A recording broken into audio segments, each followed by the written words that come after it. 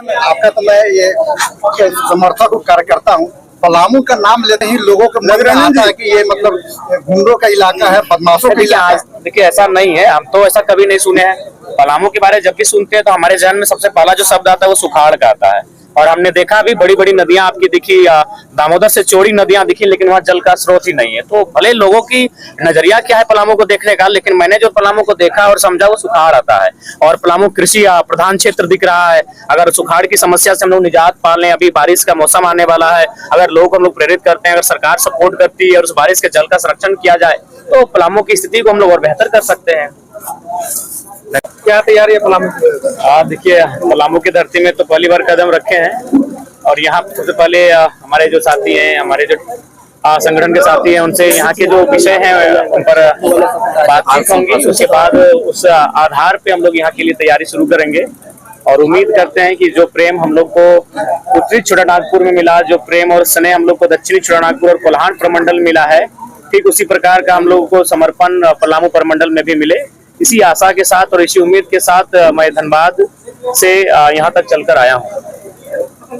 पहली बार इस प्रमंडल में आए हुए हैं, इसके लिए क्या प्रमंडल में पहले आया हूँ। लातेहार जिला में हम लोग 2 कार्यक्रम कर चुके हैं, लेकिन अगर जिले की बात करूँ तो मैं पलामू जिला पहली बार आया हूँ और उम्मीद करते हैं कि पहली बार ही यादगार हो।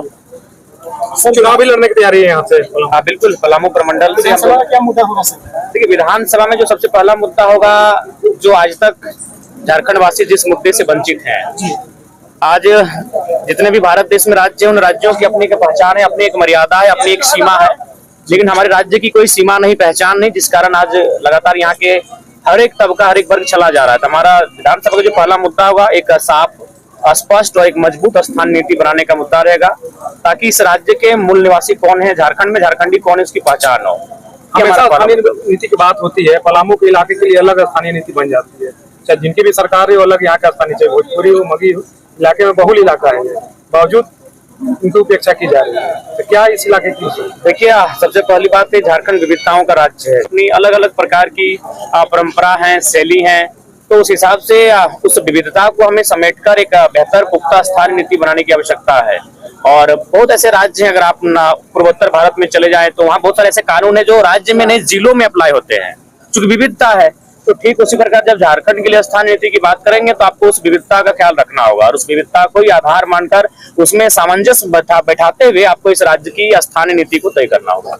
दादा, आपको अगर प्रभार दिया जाता है राज्य चलाने का, सबसे पहला मुद्दा आपका सबसे पहला कदम क्या होगा? देखिए सबसे पहले का स्थानीय बेहतर स्थानीय नीति बनाकर जो युवा, चूंकि हम लोग युवाओं के बीच से आए हैं, तो युवाओं का जो फ्री एंड फेयर एग्जाम है उस पर हम लोग बात करेंगे, नियमित जो परीक्षाएं ली जाएंगी उस पर हम लोग काम करेंगे। दादा एक